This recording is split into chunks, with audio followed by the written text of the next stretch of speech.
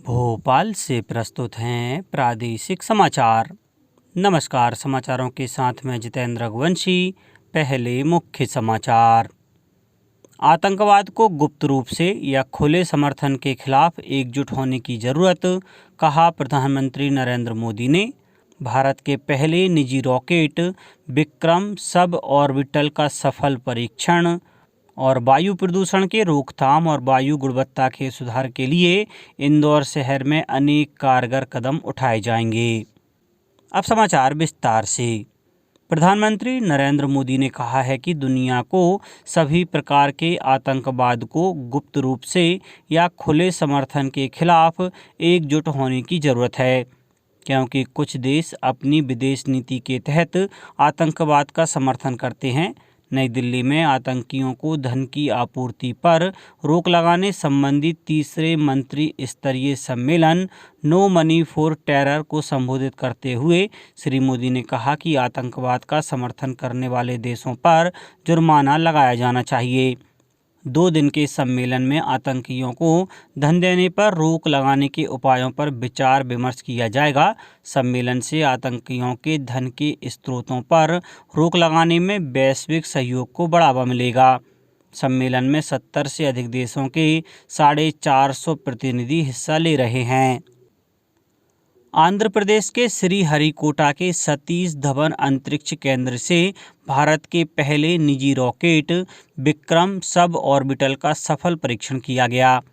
83 kilogram का यह rocket 3 payload लेकर 89.5 किलोमीटर की ऊंचाई तक पहुंचा। श्रीहरिकोटा से उड़ान भरने के बाद यह रॉकेट लगभग 115 किलोमीटर दूर बंगाल की खाड़ी में सुरक्षित रूप से पानी में गिर गया। प्रधानमंत्री नरेंद्र मोदी ने देश के पहले निजी रॉकेट विक्रम सब ऑर्बिटल की सफल उड़ान के लिए इसरो और इन स्पेस को बधाई दी।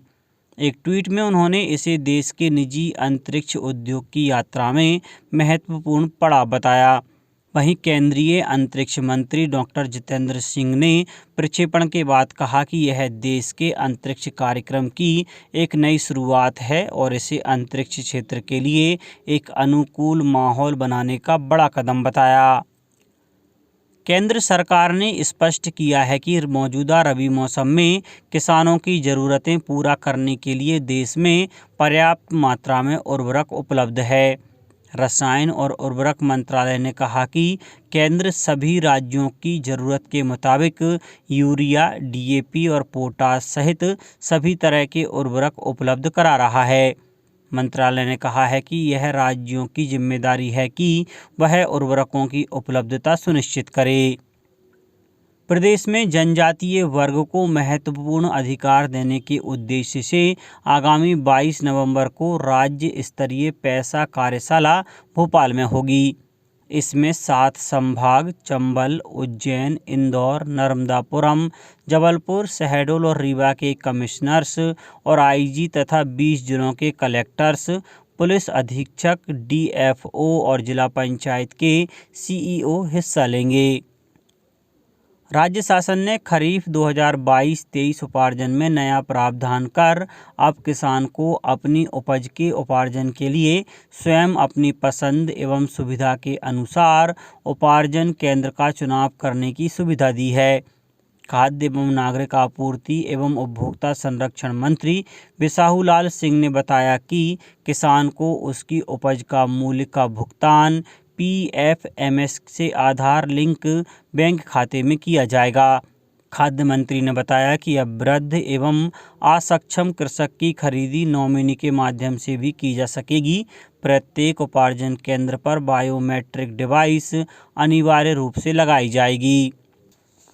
प्रधानमंत्री नरेंद्र मोदी द्वारा पिछले मई माह में मध्य प्रदेश की स्टार्टअप पॉलिसी के लोकार्पण के बाद अब तेजी से बड़ी कंपनियों के साथ सूक्ष्म, लघु, मध्यम विभाग एमओयू करने जा रहा है। मुख्यमंत्री शिवराज सिंह चौहान के मुख्य आतिथ्य में आगामी 22 नवंबर को इसी श्रृंखला में देश की जानी मानी 11 कंपनियों के साथ एमओयू का कार्यक्रम इंदौर में होगा। इंदौर शहर में वायु प्रदूषण की रोकथाम और वायु गुणवत्ता में सुधार के लिए अनेक कारगर कदम उठाए जाएंगे। संभागायुक्त ने इंदौर में वायु गुणवत्ता सुधार के लिए गठित कार्य योजना कार्यान्वयन समिति की बैठक में कहा कि वायु प्रदूषण की रोकथाम और वायु गुणवत्ता का सुधार सर्वोच्च प्राथमिकता है। इसके लिए उन्होंने अधिकारियों को निर्देश दिए कि वे पराली जलाने पर प्रभावी रोक लगाएं। इस संबंध में किसानों को जागरूक करें, वाहनों के प्रदूषण स्तर की नियमित रूप से जांच करें, धूल उड़ने वाले स्थानों को चिन्हित कर पानी के छिड़काव की व्यवस्था करें, पीयूसी केंद्रों को सक्रिय करें जिससे कि अधिक से अधिक वाहनों के प्रदूषण स्तर की जांच हो सके। अग्निवीर भर्ती के तहत जबलपुर में महिला उम्मीदवार सेना में भर्ती होने के लिए 20 और 21 नवंबर को आयोजित होने वाली रैली में शामिल हो सकती हैं। सेना भर्ती मुख्यालय से प्राप्त जानकारी के अनुसार अग्निपथ योजना के तहत मध्य प्रदेश और छत्तीसगढ़ की महिला उम्मीदवारों को रैली के लिए एडमिट कार्ड जारी कर दिए गए हैं। नगरीय विकास एवं आवास मंत्री भूपेंद्र सिंह ने बताया है कि नागरिकों को अपने घर के नज़दीक ही उपचार की सुविधा उपलब्ध कराने के उद्देश्य से मुख्यमंत्री संजीवनी क्लिनिक का निर्माण किया जा रहा है। उन्होंने बताया कि विभिन्न नगरीय निकायों में 783 मुख्यमंत्री संजीवनी क्लिनिक स्वीकृत की गई हैं। इनमें से 15वें वित्त आयोग के अंतर्गत 770 संजीवनी क्लिनिक के नवीन निर्माण एवं उन्नयन और पहले से संचालित संजीवनी क्लिनिक एवं सिविल डिस्पेंसरी के उन्नयन के लिए 121 करोड़ 25 लाख रुपए आवंटित किए गए हैं। इनमें से 611 नवीन एवं 172 पूर्व से संचालित संजीवनी क्लिनिक हैं। अब बात मौसम की। प्रदेश में ठंडी हवाएं चलने से मौसम में हल्की सर्दी का एहसास होने लगा है। मौसम केंद्र के अनुसार तेज हवाएं चलने के कारण कुछ जिलों में दिन का तापमान में गिरावट दर्ज की गई है। वहीं आगामी दिनों में कई इलाकों में न्यूनतम तापमान 10 से 13 डिग्री के बीच में रहने की संभावना है। साथ ही दिन और रात के तापमान में गिरावट के कारण सुबह के समय कोहरा रहेगा। भोपाल और इंदौर में अगले 48 से 72 घंटों में तापमान में गिरावट होगी। अब कुछ समाचार खेल जगत से। भारत और न्यूजीलैंड के बीच 3 2020 क्रिकेट मैचों की श्रृंखला का पहला मुकाबला बारिश के कारण रद्द हो गया है। वेलिंगटन में होने वाले इस मैच में टॉस भी नहीं हो सका। दूसरा 2020 मैच रविवार को ओवल में खेला जाएगा। तीसरा और आखिरी मैच 22 नवंबर को नेपियर में होगा। अब कुछ समाचार संक्षेप में। कटनी में नशा मुक्ति के लिए विद्यार्थियों के साथ ही महाविद्यालय स्टाफ को जागरूक करने के लिए कार्यशाला आयोजित की गई। लोक निर्माण मंत्री गोपाल भार्गव ने सागर में 66वीं राज्य स्तरीय शालेय क्रीड़ा प्रतियोगिता का शुभारंभ किया। टीकमगढ़ जिले के वयोवृद्ध स्वतंत्रता संग्राम सेनानी और वरिष्ठ साहित्यकार डॉक्टर कैलाश बिहारी द्विवेदी का निधन हो गया। छिंदवाड़ा के राजमाता सिंधिया शासकीय स्नातकोत्तर कन्या महाविद्यालय में अकादमिक उत्कृष्ट गतिविधि के अंतर्गत व्यक्तित्व विकास कार्यशाला आयोजित की गई। मंदसौर गौरव महोत्सव के अंतर्गत शहर के विभिन्न मार्गों से साइकिल रैली निकाली गई। खंडवा जिले के खालवा ब्लॉक के 60 छात्रावासों में स्क्रीनिंग कैंप लगाकर बच्चों की सिकल सेल एनीमिया की जांच की जा रही है।